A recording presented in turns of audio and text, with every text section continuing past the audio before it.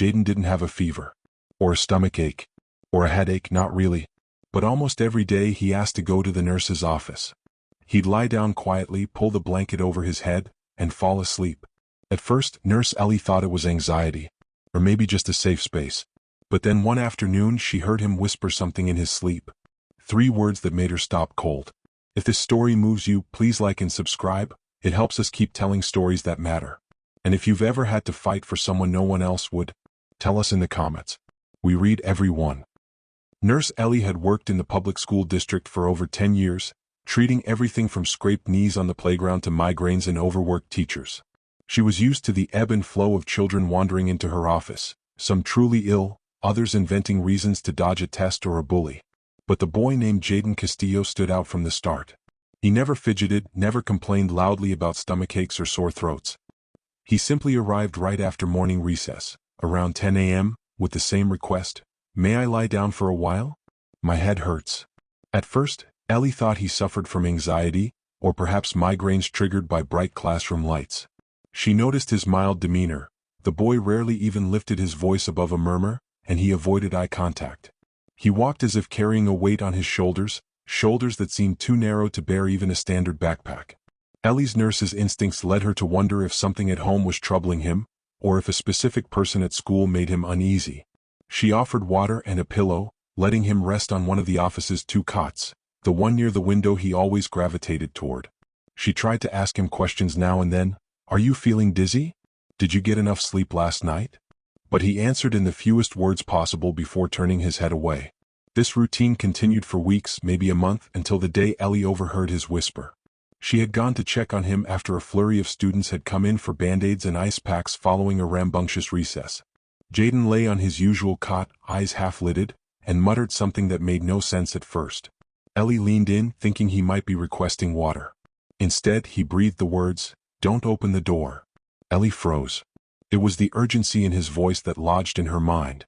Children sometimes mumbled odd fragments in their sleep, things about cartoons or imaginary monsters. But Jayden's whisper sounded anything but whimsical. It was desperate, like a warning. Ellie gently touched his shoulder, but he didn't stir further. When he woke up a minute later, he seemed surprised to see her hovering. She asked if he had a nightmare, if anyone was bothering him, but he slipped out of the office with a mumbled, "I'm fine." Over the next few days that phrase echoed in Ellie's thoughts. "Don't open the door." She tried to dismiss it. Kids had nightmares all the time, especially those dealing with stress or trauma. She figured she should keep a closer eye on Jayden, perhaps speak to the school counselor. But part of her was reluctant to break his confidence. She didn't want him to clam up altogether if she forced the issue too soon. Yet her nurse's intuition kept her alert. She began observing him quietly whenever he came in for his morning rest. She noticed how his eyes flicked to the clock on the wall, how his entire posture tensed at exactly 10:03 a.m. when the second bell rang. This was the bell for latecomers to check in at the front office. Jayden often propped himself up slightly, positioning himself so he had a clear view out the window that overlooked the school's main entrance. He never truly slept during these visits. Instead, he lay in a state of watchful half-rest, flicking his gaze from the door to the clock. One Monday, Ellie decided to watch from her desk while pretending to be buried in paperwork. The moment the front gates creaked open to admit a small figure, a young girl around 6 or 7 with a pink backpack, Jayden visibly relaxed. His shoulders unclenched, his mouth slackened in relief. Within seconds, he closed his eyes as though he was ready to fall asleep in earnest. Ellie found herself growing uneasy. She recognized the girl. Her name was Mia, a first grader who was almost always late. She had pigtails bobbing behind her head, and more than once Ellie had noticed that the child wore the same outfit 2 days in a row. Mia was also on the nurse's radar for minor bruises and frequent tardiness. Ellie had administered bandages for a scrape on Mia's elbow, offered her crackers on a morning when she seemed faint from not eating breakfast. She had never connected Mia with Jayden, but now it clicked. Were they siblings? If so, why wasn't Jayden in the same household, arriving on time with her? Why was he so preoccupied with ensuring she showed up safe? The next day, Ellie tried to greet Mia at the gate, wanting to see who dropped her off. By the time Ellie reached the front office, Mia was alone, rummaging for her tardy slip. No adult accompanied her. Ellie bent down to Mia's level, gave a friendly smile and asked, "Did your mom or dad just drop you off?" Mia shrugged, eyes wide and uncertain. "I don't know. A lady in a car." The girl offered no further details before scuttling into the building. Ellie felt her heart sink. She returned to her office, found Jayden lying on the cot, and gently tried to coax more information. "Do you have a sister named Mia?" she asked, eyes neutral. Jayden stiffened, nodded once and looked away. "She's in first grade, right?" He nodded again, chewing his lip. Ellie waited a beat. "I notice she's often late. Are you worried about that?" He shrugged, still refusing to meet her gaze. Ellie let the matter rest, not wanting to push too hard. But the next day she heard him mumble in that half-asleep state once again, "Don't open the door." This time she also heard him add, "Safe. She's safe." The words sliced through Ellie's chest, confirming that Jayden's vigilance was no coincidence. She began keeping her own notebook, jotting down the times, the words he whispered, and a short description of Mia's arrivals. She noted that Mia was always dropped off by different adults. One day a middle-aged man, the next day a woman who seemed younger, and once an older teenager. None of them came into the office to sign her in properly. Mia simply darted through the gate, and Jayden, in the nurse's office, relaxed the moment he saw her. Soon, Ellie discovered that Mia's file listed official guardians, but none of the adults who brought her to school matched the descriptions. A single mother's name appeared in the file, along with 2 emergency contacts who never answered their phones when the school tried to call. It was a tangled web, but one that smelled of a child slipping through cracks. Ellie recognized that such unorthodox arrangements weren't unheard of. Sometimes families had complicated living situations and used whomever was available to shuttle a child to school. But the bruises on Mia's arms, her repeated tardiness, and Jayden's whispered fear suggested something more alarming. Ellie decided it was time to involve the school social worker, Ms. Contreras. She approached Ms. Contreras with her notebook, explaining what she had observed, emphasizing Jayden's quiet desperation. Ms. Contreras, a middle-aged woman with a warm but weary demeanor, listened closely and nodded. "This definitely raises some red flags," she said. "We have policies about suspicious bruises and inconsistent guardians. I'll need to file a confidential concern with Child Protective Services and the local authorities, see if there's a pattern." Ellie felt conflicted. She wanted to protect these children, but she also worried that if her concerns triggered an immediate, invasive intervention, the guardians, whoever they were, might yank the children out of school entirely, making it harder to track them. Ms. Contreras understood her hesitation. "We'll be discreet. We just need to see who's dropping Mia off, see if there's a custody arrangement or foster situation we aren't aware of. The daily bruises, though, that's serious." In the meantime, Ellie kept up her gentle approach with Jayden. She tried offering him small bits of kindness, like an extra blanket for the cot or a homemade granola bar.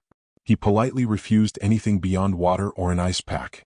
Once, she caught him peering at her out of the corner of his eye, as though weighing whether he could trust her. But each time she ventured too close to personal questions. "Where do you live, Jayden? Who do you go home with?" He shut down. Days passed and the pattern repeated. Jayden came in every morning at 10:03, claimed a headache and lay on the cot. Mia arrived late with a rotating cast of adult drivers, none of whom set foot on campus. The moment Jayden saw her pass by safely, he closed his eyes and drifted into uneasy half-sleep. Occasionally he would whisper, "Don't open the door," or "Stay safe," as if in conversation with some haunting memory. Ellie's concern grew deeper as she caught glimpses of raw fear flickering in Jayden's eyes. Ms. Contreras enlisted the help of Mr. Patel, the school resource officer, to keep an eye on the front entrance. Mr. Patel, a former police officer in his 60s, was seasoned at spotting suspicious behavior. He sat discreetly in the corner of the parking lot, sipping coffee from a thermos. On the 3rd day of his watch, he noticed a silver sedan parked across the street at precisely 9:58 a.m. The driver, a man in his mid-20s with a worn baseball cap, never left the car. He simply stared in the direction of the school gates until Mia arrived. Then, after she disappeared inside, he drove off. Curious, Mr. Patel ran the license plate through his contacts at the local precinct. The result was puzzling. No active warrants, but the vehicle was registered to a Lewis Clark, a man with a sealed juvenile record. Clark had moved addresses multiple times in the last couple of years, mostly within the same county. That alone wasn't incriminating, but it hinted at instability. Mr. Patel and Ms. Contreras decided to monitor the sedan for several days. Each time, it reappeared around 9:58, lingered until Mia arrived, then drove away.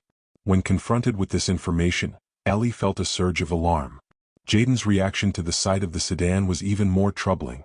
One morning, as Mr. Patel observed the car from a distance, Ellie watched Jayden from the window.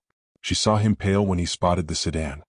His lips parted in silent terror, and for a moment, it looked like he wanted to stand up, run out, and physically intercept Mia. But then the girl walked through the gate, and the tension drained from Jayden's face. Ellie heard him whisper, "If he sees me, he might take her again." That final word, again, ricocheted through Ellie's mind. Now the situation felt dire. This wasn't just a suspicious adult lurking.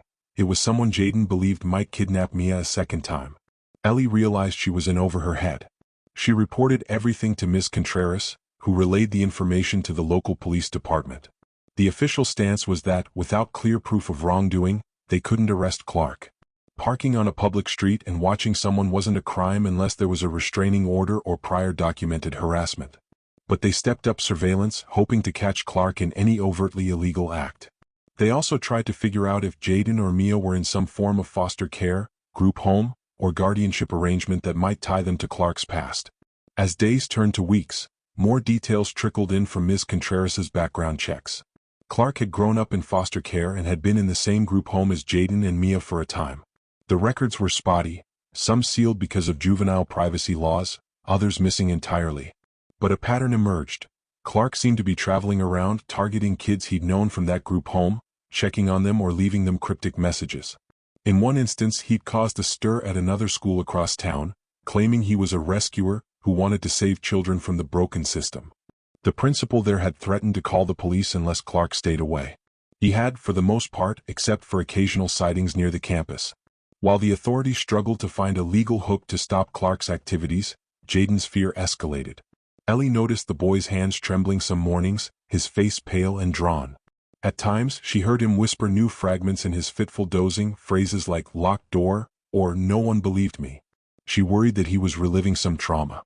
Whenever she tried to talk to him gently, he shut down. His entire focus remained on that front gate until Mia arrived, at which point he would deflate in relief. Then came the day Ellie discovered a folded piece of paper in Jayden's hoodie pocket, strictly by accident. He had absent-mindedly dropped it on the cot, and she picked it up to hand back to him. Before she realized what she was holding, she saw a hand-drawn map on it. A wave of alarm washed over her. The map depicted the school's layout, focusing on the front entrance, the nurse's office, and a spot marked "car" across the street.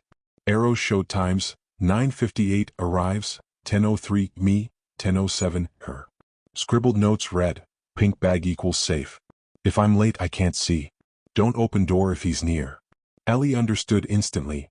Jayden had been documenting Clark's appearances, making sure he could keep Mia within sight so Clark wouldn't snatch her. Ellie sat with the map in trembling hands, feeling the magnitude of the boy's burden. He was running his own miniature surveillance operation, fueled by raw fear that Clark would abduct Mia the way he had once abducted Jayden, assuming that's what had happened in the past. Ellie gently returned the paper to Jayden, and he snatched it away, flushed with embarrassment or panic. She mustered a steady voice. "Jayden, you don't have to do this alone. We see the car. The officers know about him." Jayden pursed his lips, eyes glossing with unshed tears. "You don't understand," he mumbled. "He's taken me before. No one believed me then." Ellie opened her mouth to respond, but he turned away. Moments later, he left the office, refusing to meet her gaze. That day, Ellie felt a surge of resolve to protect Jayden and Mia, no matter how complicated the bureaucratic system might be. The very next morning, a break finally arrived in the form of more direct evidence. Mia arrived at 10:06, escorted by a new adult, a tall woman in a baggy sweatshirt. After handing Mia off at the gate, the woman walked away. Meanwhile, Clark's silver sedan idled across the street. Mia clutched her pink backpack, but inside, as a teacher later discovered, she carried a folded note that read, "If you're ever scared, come to the car. I'll keep you safe. Al." Alarmed, the teacher handed the note to Ms. Contreras, who recognized Clark's initial. This was clearly an attempt to lure Mia. The teacher recalled that Mia had been rummaging in her backpack and found the note tucked into her lunchbox. She'd asked if it was from her mother, but the teacher had no answers. Now there was tangible proof of potential grooming or attempted abduction. The authorities moved quickly, pulling Clark in for questioning. He insisted he only wrote the note because Mia was clearly neglected and needed a trusted adult. But the fact that he had no legal guardianship and a suspicious history raised alarm. The police searched his car and later obtained a warrant for his apartment. What they found confirmed everyone's worst fears: photos of various children from that group home, including Jayden and Mia, plus notes detailing each child's new address or school. A chilling pattern emerged. Clark had been following these kids for a while, convinced he had some righteous mission to rescue them. Though the evidence was disturbing, it wasn't a slam dunk for an immediate kidnapping charge, as Clark had not physically taken any child from school. However, the police managed to arrest him on charges related to stalking, harassment, and contributing to the delinquency of a minor. He was held on bail while they investigated further. Ellie felt a momentary wave of relief, hoping that Jayden and Mia could finally breathe easily. But the day after Clark's arrest, Jayden and Mia didn't show up for school at all. Ellie's heart pounded with worry. She approached Miss Contreras, who discovered that the phone numbers and addresses in both children's files were no longer valid. A frantic search began. The school made calls, the social worker reached out to known foster families, but no one knew where they were. Hours later, in the late afternoon, a battered sedan pulled into the school parking lot, and a woman stepped out with Jayden and Mia, both looking exhausted. The woman marched them to the front office and left without speaking to anyone. Ellie, hurrying from her office, overheard the office clerk's attempt to get the woman's name, but she ignored him and peeled out of the parking lot. Jayden stood there, eyes hollow, while Mia clutched her brother's hand tightly. Ellie approached, noticing fresh bruises on Mia's forearm and a cut on Jayden's lip. "What happened?" Ellie asked softly, kneeling down to meet Mia's eyes. Neither child answered. Mia simply looked frightened, and Jayden's face closed off completely. Ellie guided them to the nurse's office, offering them water and gentle questions.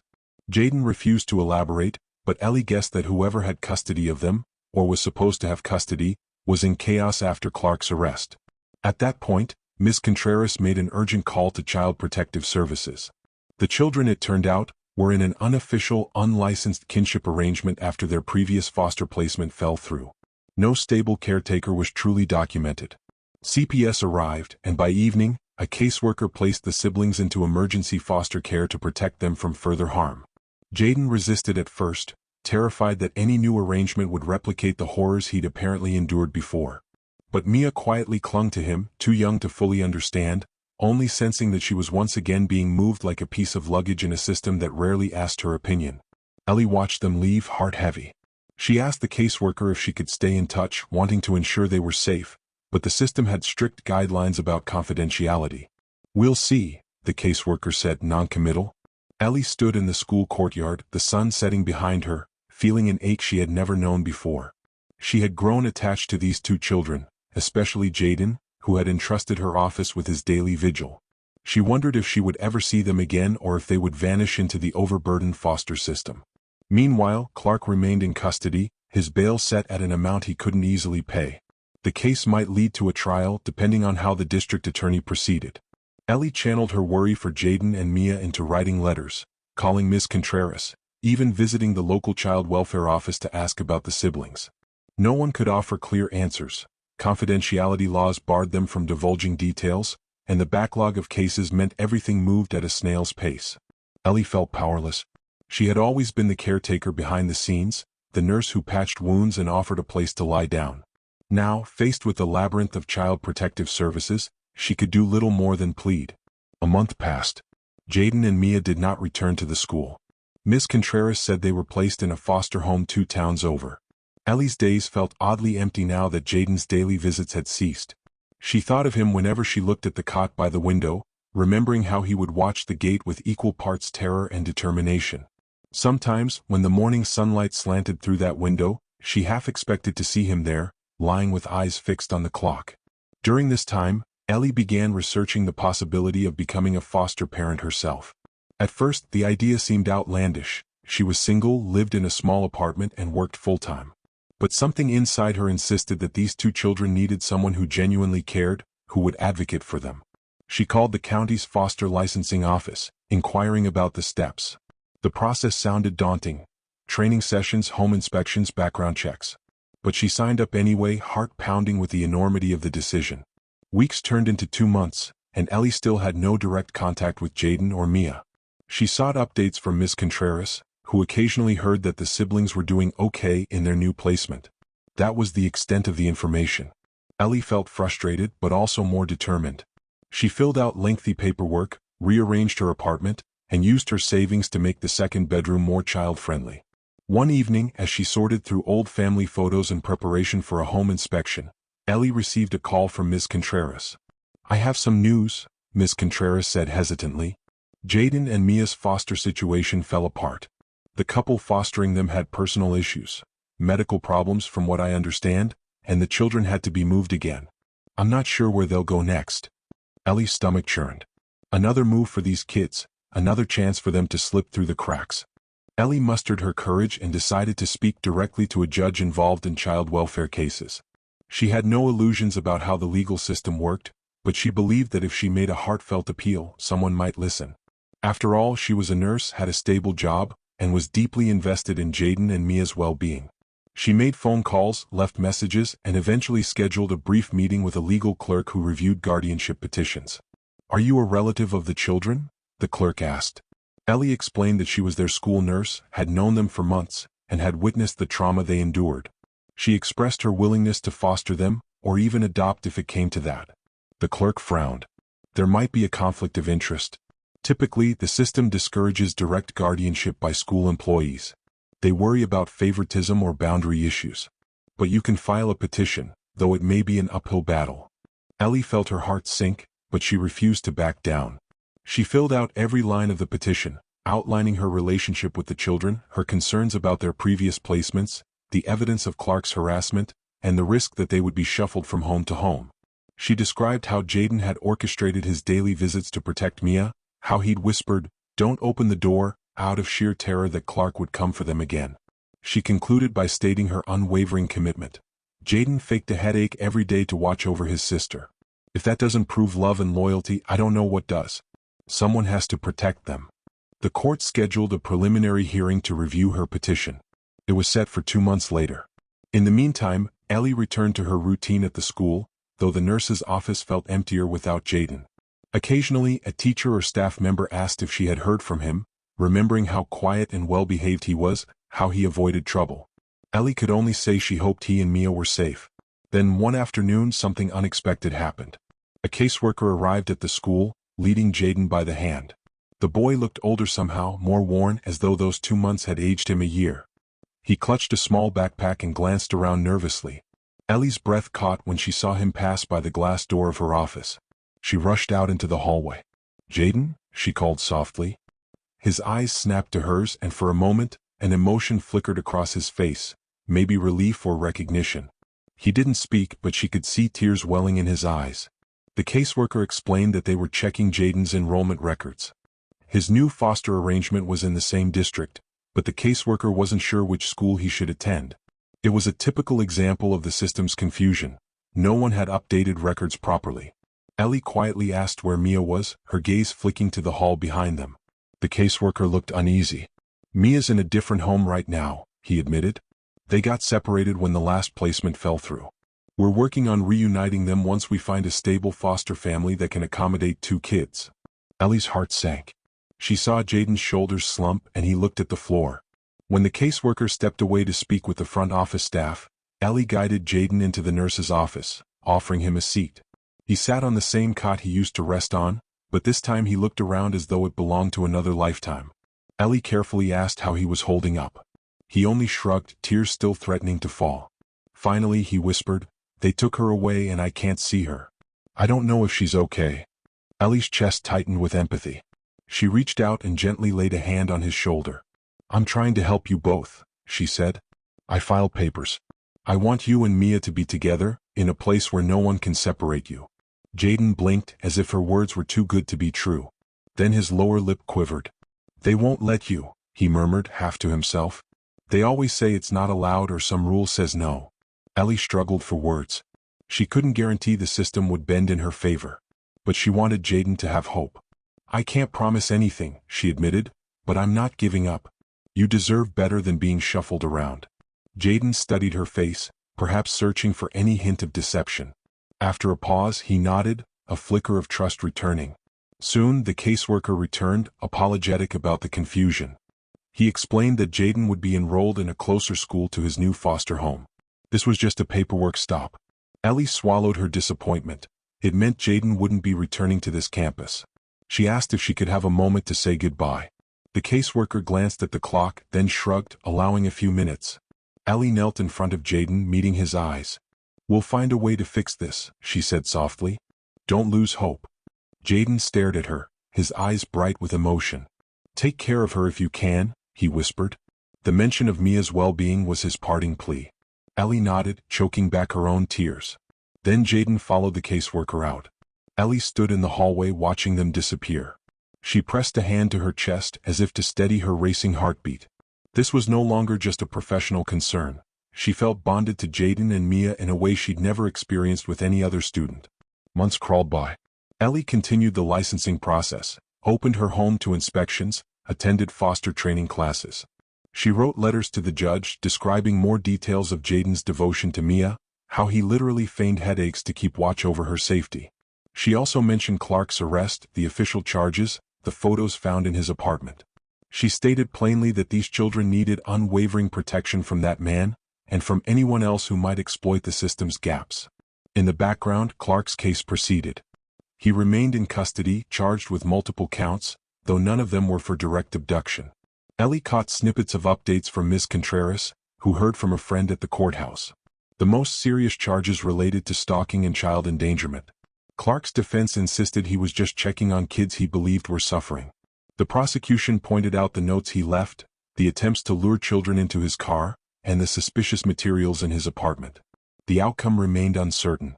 Meanwhile, Jayden and Mia continued to drift in the foster system, separated. Ellie wondered if she would be granted any guardianship hearings soon. The clerk had told her it could be 6 months or more. She spent sleepless nights imagining the children's confusion, their longing to reunite. She wrote more letters, even collected testimonies from teachers who had noticed the siblings' predicament. She compiled all this into a file she planned to present at the hearing. Her chance finally arrived on a crisp morning in early spring. She walked into a cramped family court hearing room with a folder clutched to her chest. She saw a swirl of attorneys, social workers, and a few families waiting for their turn. Her case was eventually called, and she approached a worn wooden table before a judge with tired eyes. The judge read her petition, glancing at Ellie with curiosity. "You're the children's school nurse?" she asked, voice echoing in the quiet room. Ellie nodded, feeling her heart hammer. "Yes, Your Honor. I worked at the school they attended. I witnessed Jayden's efforts to protect his sister daily from a potential abductor. I believe they need a stable guardian who truly cares about them." She explained the entire saga. Jayden's watchful vigil, the threats from Clark, the suspicious bruise sightings on Mia, the unverified adults who dropped her off. She described the tearful last meeting with Jayden and how no one seemed to be providing him consistent security or addressing his trauma. The judge frowned. "It's highly unusual for a school staff member to take guardianship. There's a potential conflict of interest, concerns about boundaries, possible liability issues." Ellie braced herself. She expected these objections.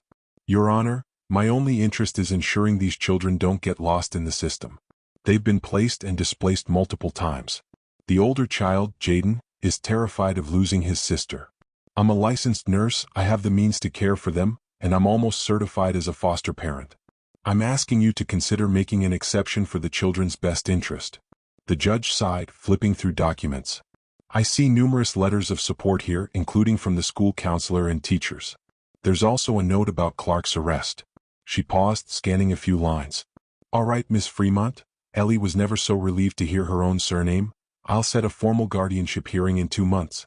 We'll have to review the children's case in detail, hear from the assigned social workers, and confirm that no other suitable relative can take them. In the meantime, they'll remain in foster care." Though it wasn't an immediate yes, Ellie felt a surge of hope. She thanked the judge. Afterward, Ms. Contreras patted her shoulder. "It's more progress than I expected," she admitted. Fingers crossed. As Ellie left the courthouse, she saw a flash of movement in the corridor. Her breath caught when she realized Jayden stood there with a social worker, probably attending a separate review. He caught sight of her, eyes wide with surprise. She hesitated, glancing around to see if she was allowed to approach. The social worker gave a slight nod of permission. Ellie hurried over, heart pounding. Jayden looked thinner, older. She realized time had changed him more than she'd expected. He peered at her with a mixture of longing and caution. "Are you here because of us?" he asked quietly. Ellie nodded, emotion thick in her throat. "I'm trying to become your and Mia's guardian," she said softly. Jayden's mouth fell open slightly. They said it's not allowed, he murmured. Ellie inhaled. We're trying to work around that. I'm not giving up. He lowered his gaze, tears brimming. They won't let me see Mia that much, he confessed. I used to protect her all the time, but now I can't even know where she's sleeping. Ellie's eyes burned with sympathy.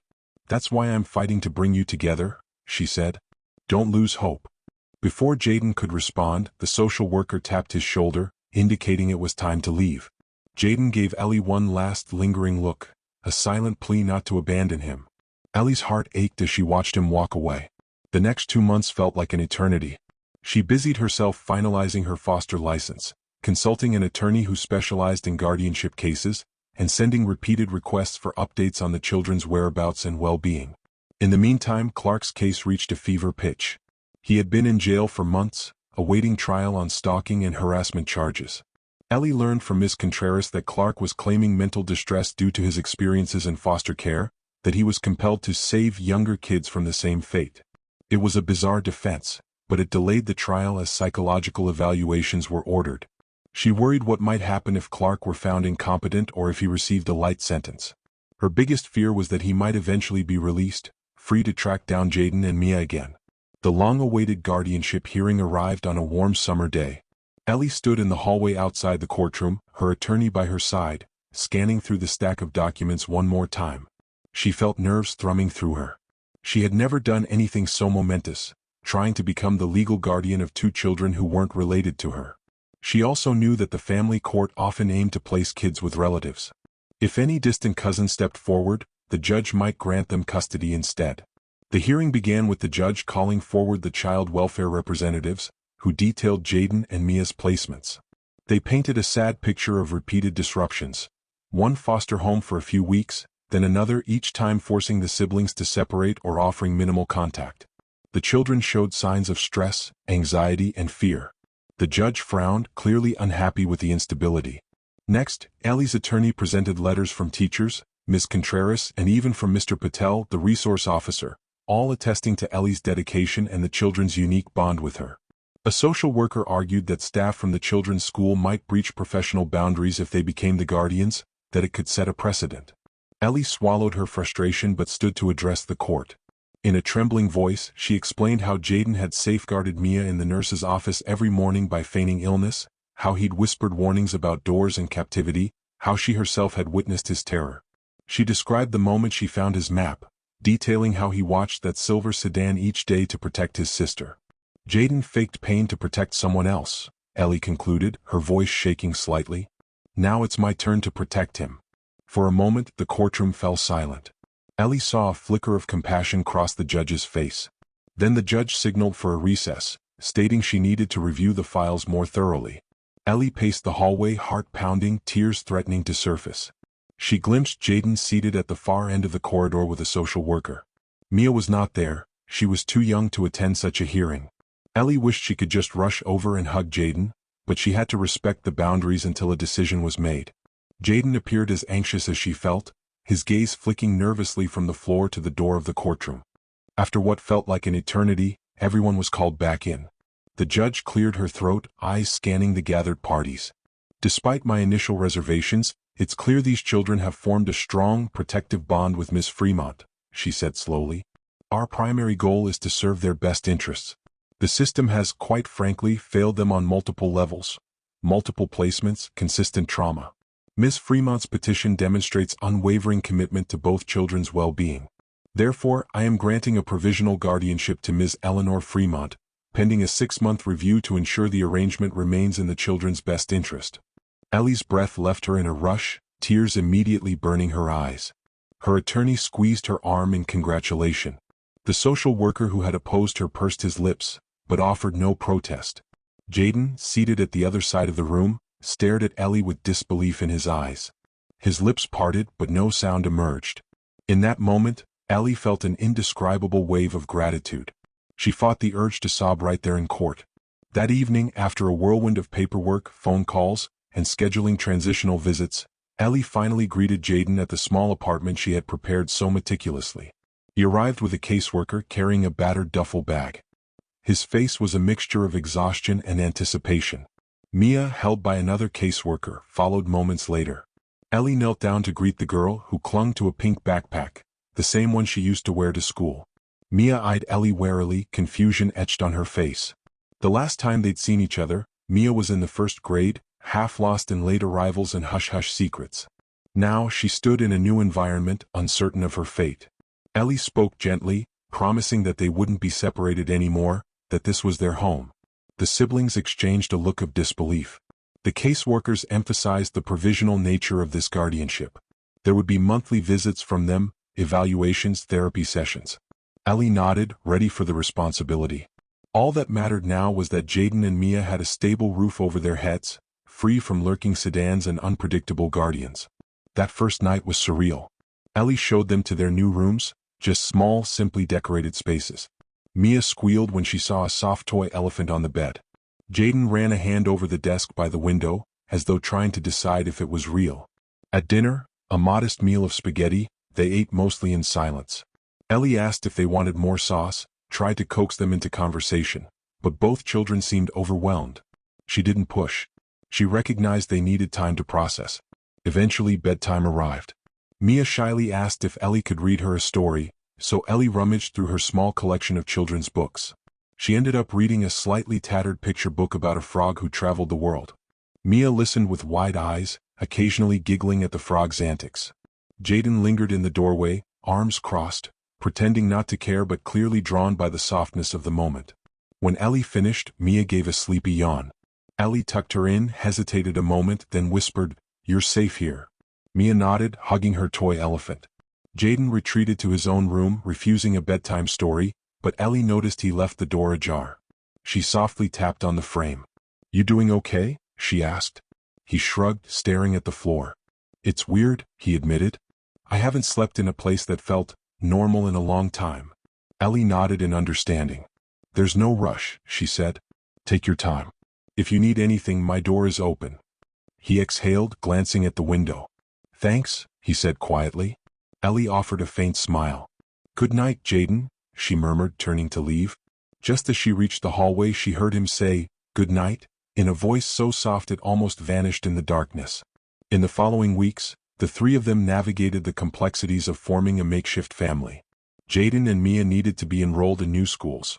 Jayden was now old enough for middle school, while Mia was finishing out the last of her elementary grades. They both needed medical checkups and therapy appointments. Ellie juggled her nursing job, grateful that her school's administrators let her shift her schedule slightly. She made sure to drop off Mia at school every morning, refusing to let her walk alone after all she'd been through. Jayden took a bus to the nearby middle school but called Ellie from a cheap cell phone she'd purchased for him, just to confirm he arrived safely. Some days the children receded into their own heads, emotionally distant or easily startled. Jayden often asked if Clark had any chance of getting out of jail. Ellie tried to reassure him that the man was awaiting trial, that new evidence of attempted abductions might keep him locked up longer. "But I can't guarantee anything," she admitted. "Sometimes the justice system is unpredictable." Jayden's eyes narrowed at that, fear lurking behind them.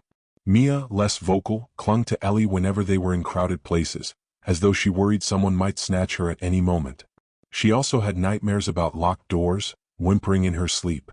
Ellie would rush to her room, soothing her with whispered assurances. Jayden would hover in the hallway, arms hugging his torso, clearly torn between wanting to help and feeling too overwhelmed himself. Through therapy they slowly unraveled more details of what Clark had done. He had once taken Jayden from a group home, claiming he was saving him from abuse, only to lock him in a cramped apartment. Jayden recounted hunger, fear, and fruitless pleas to be let out.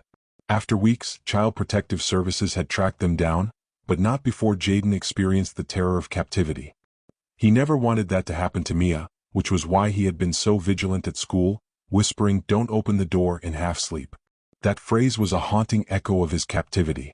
Ellie often found herself wiping tears after these therapy sessions, both horrified by the children's experiences and relieved that they were finally safe under her roof. She redoubled her efforts to build a nurturing environment, cooking warm meals, instituting a movie night where they all curled up on the couch, and offering small tokens of normal childhood, like a trip to a local amusement park. She marveled at how quickly Mia's face lit up when winning a stuffed prize at a ring toss game, how Jayden actually cracked a grin on a bumper car ride.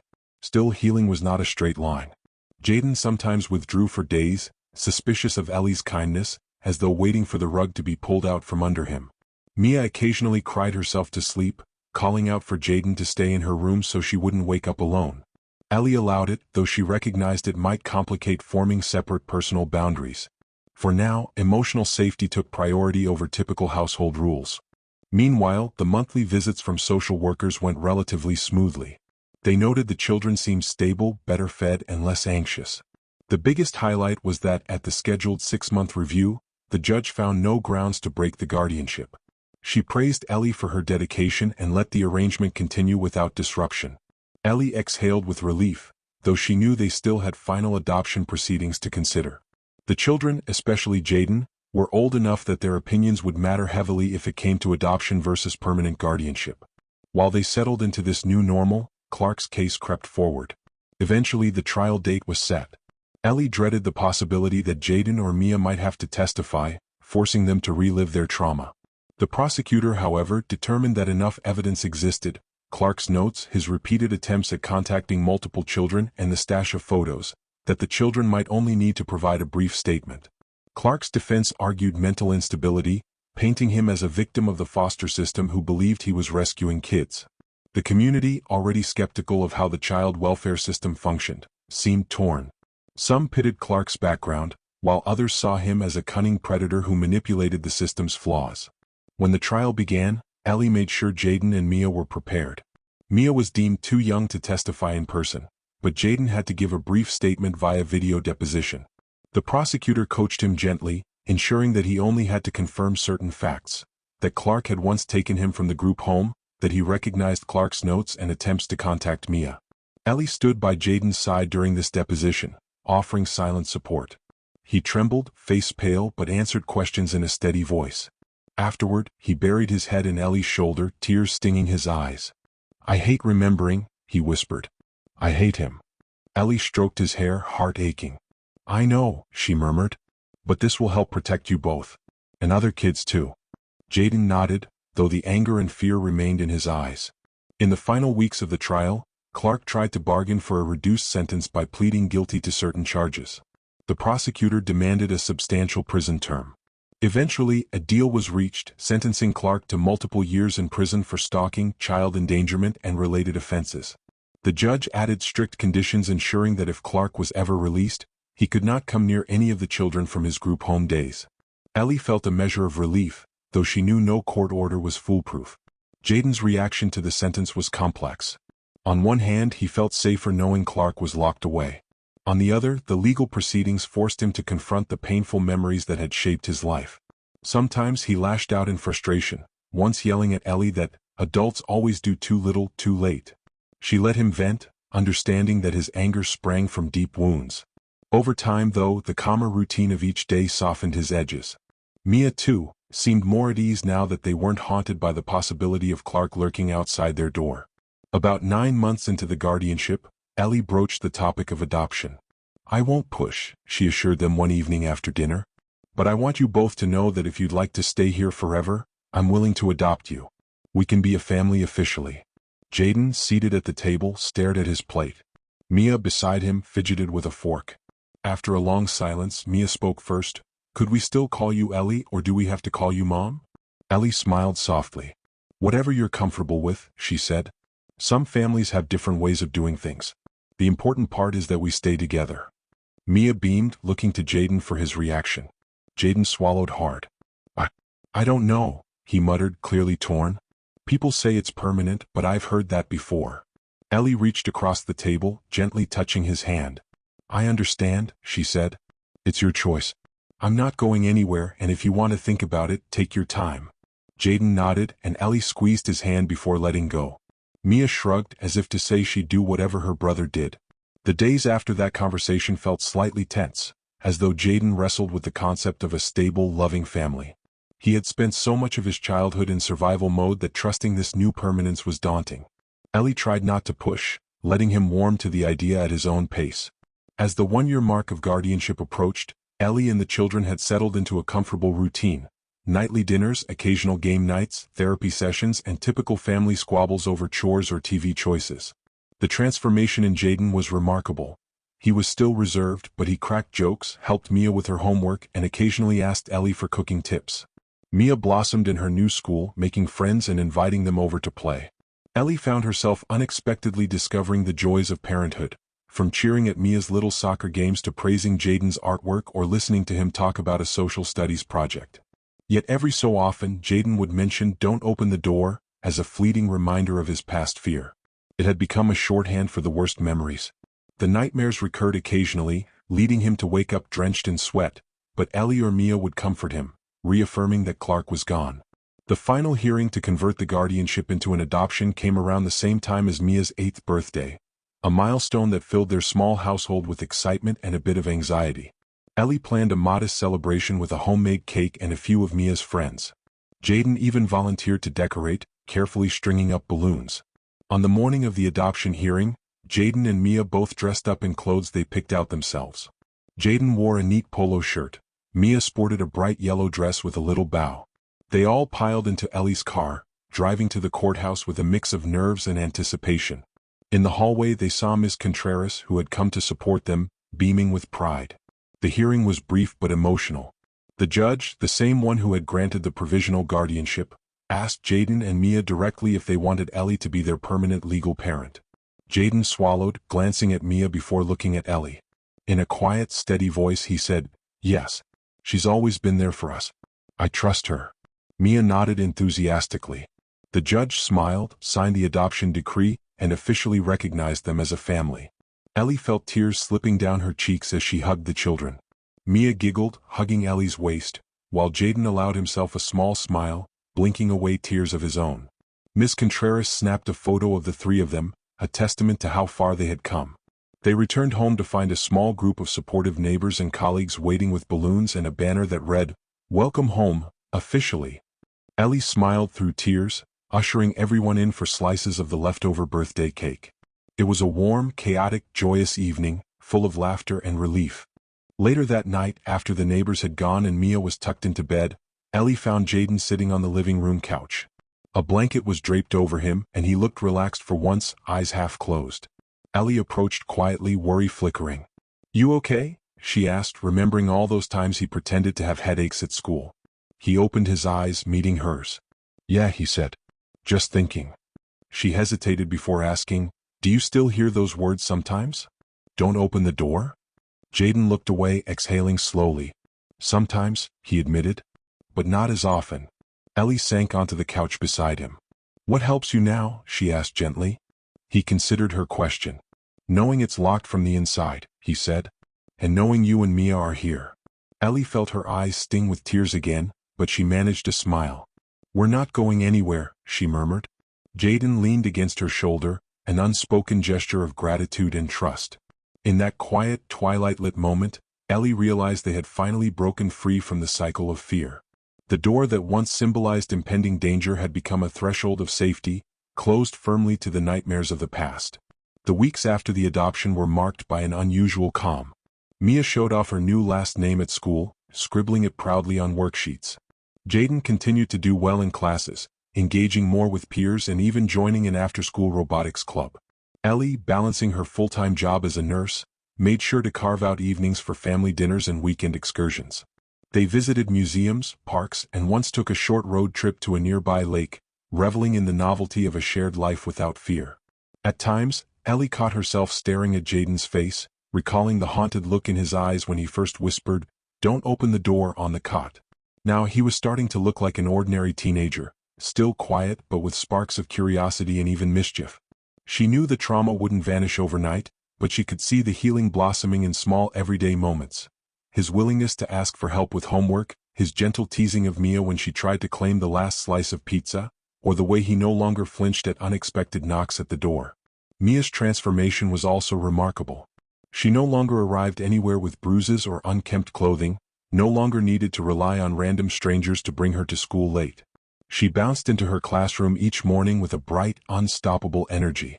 During one of her therapy sessions, she drew a picture of a house with 3 stick figures holding hands, a small symbol of how stable she finally felt. One evening, not long after the adoption was finalized, they decided to watch a movie together. Mia insisted on a family-friendly comedy, something with animated animals. Ellie popped a big bowl of popcorn while Jayden arranged pillows on the couch. Halfway through the film, Mia dozed off, her head resting on Ellie's lap. Jayden was on the other side, chuckling softly at the corny jokes.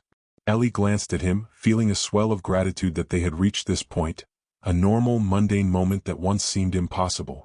When the credits rolled, Jayden rose to carry Mia to her bed. Ellie followed, quietly turning off lights. She tucked Mia in, then turned to Jayden, who lingered in the doorway. "Good night," he said, his tone light. Ellie leaned to ruffle his hair gently. "Good night." He gave a faint smile and padded down the hallway to his own room. Standing alone in the quiet of the apartment, Ellie reflected on the winding path that had brought them here. From the day she first saw Jayden slip into her office at 10:03 a.m. to the frantic search for a system that would protect him and Mia. She remembered how powerless she felt as Clark lurked in that silver sedan, as the children vanished into the foster care maze. She remembered the heartbreak of seeing them separated, the steely resolve she discovered in herself when she decided to challenge the system. The relief of the day the judge granted them a future together still felt fresh, as though it was only yesterday. Finally, Ellie allowed herself to exhale the last remnants of tension. She and the children had crossed into a new phase of life, one that was still overshadowed by the memory of their ordeal but no longer defined by it. Their home was no longer a halfway point or a place of transitions. It was a true sanctuary. The next morning, Jayden woke up before Ellie and, to her surprise, attempted to make breakfast, slightly burnt toast and scrambled eggs. Mia squealed happily at the sight, ignoring the char. Ellie laughed, tasting the eggs and pronouncing them delicious. The three of them ate together, the sun streaming through the kitchen window, forging a memory of family life far removed from the shadows that once surrounded them. As the months went by, checks from social workers dwindled, replaced by more routine post-adoption follow-ups. The judge's order for a 6-month review of the guardianship no longer applied. They were well past that point, now legally a family. Clark's case faded from everyday conversation, though the fear of him finding them again had once been a constant undercurrent. He remained in prison, serving out his sentence. Ellie made sure to keep up with the local news just in case, but each day that passed without mention of him bolstered their sense of safety. One afternoon, Miss Contreras visited for a quick cup of tea. She smiled at Mia's artwork on the fridge and teased Jayden about his newfound culinary experiments. "You seem a lot taller," Miss Contreras joked, measuring Jayden's height against her shoulder. He allowed a small grin, acknowledging how much life had changed. Miss Contreras turned to Ellie, an appreciative gleam in her eyes. "I always suspected you were the right person for them," she said quietly. "I just didn't think the court would see it so quickly. I'm glad they did." Ellie nodded, her throat tight with emotion. "I can't imagine life without them now," she admitted. "They're my kids." Miss Contreras patted her arm. "And you're their safe place. That's what matters." Indeed, that sense of safety permeated the house. Though the children still carried scars from their past, each day added a new layer of trust and normalcy. Sometimes at bedtime, Mia asked Ellie to recount how they all ended up together. Ellie would gently retell the story of Jayden's daily visits to the nurse's office, how she discovered he was really watching for Mia, how the silver sedan was parked outside. She would mention the hush-hush note that said, "Don't open the door," and how Jayden had scrawled maps and schedules to keep Mia safe. Mia would press closer, as though hearing a fairy tale with a happy ending. Jayden, if he was within earshot, might roll his eyes at the dramatics, but a soft smile often tugged at his lips. On one such night, after Mia had drifted to sleep, Jayden lingered in the hallway. "I still think about that door," he said, glancing at Ellie. "When I was stuck with him, it was always locked. I was always wondering if anyone cared enough to open it." Ellie's eyes misted. "I'm sorry," she whispered. "I wish I could have saved you sooner." Jayden looked down, fiddling with a loose thread on his shirt. "But you eventually did," he said. "And not just me, Mia too." The silence between them brimmed with understanding. Finally, Jayden stepped forward, surprising Ellie with a quick hug. She held him gently, heart full. Then he retreated to his room, shutting the door with a gentle click. A door that, for once, was locked from the inside only if he chose it to be. Time marched on, carrying them through another school year, birthdays and holiday celebrations. Jayden moved up a grade, Mia advanced into the next. Family pictures adorned the walls of Ellie's apartment, capturing everything from random silly moments to official holiday portraits. If a casual visitor saw them, they would likely assume Ellie had been their parent from day one, never guessing the winding road that had led here. Eventually, an unspoken normalcy settled in. bedtimes and homework routines, weekend chores and grocery trips. Jayden started a small vegetable garden on the apartment balcony, nurturing seedlings into tomatoes and peppers. Mia joined a dance club. Ellie scheduled the occasional parent-teacher conference, a mundane activity that felt like a victory after the chaos of the children's earlier lives. On slow evenings, they watched the sunset from the living room window, the same vantage point Jayden had once used to scan for threats. Yet each of them carried the memory of that fearful time, a memory that made them appreciate every day of safety. Ellie sometimes wondered if she should share their story more widely, to shed light on the cracks in the foster system that nearly swallowed these children. But she always concluded that the children's privacy mattered most. Perhaps one day when they were older they might choose to speak out. For now, it was enough that they had found a measure of peace. And so the story of Jayden's daily visits to the nurse's office became the foundation of a new family. The nurse's cot by the window remained at the school, used now by other students for typical bumps and bruises. Occasionally, Ellie found herself remembering how Jayden once lay there, eyes pinned to the entrance. A wave of gratitude would wash over her, knowing that he no longer needed to protect his sister from a distance. Now the lock on their front door served a different purpose, keeping them safe inside the life they had built together. As for Clark, locked away in prison, he faded into a cautionary tale rather than an active threat. Jayden rarely brought him up, content to let that chapter of his life remain closed. Mia seemed to have only faint memories of the man lurking outside the school gates. The system, for all its flaws, had at least protected them long enough for Ellie to step in, defying the usual protocols to give them a permanent home. Looking back, Ellie recognized how improbable it was that she, a school nurse with no prior experience as a foster parent, had navigated the complexities of guardianship and adoption. But from the moment she heard Jayden whisper, "Don't open the door," some deep part of her had known that she was meant to stand between these children and the darkness that threatened them. On a bright Saturday morning, more than a year after the adoption was finalized, Ellie found Jayden dozing on the couch, a blanket pulled over his head. Mia was still asleep in her room.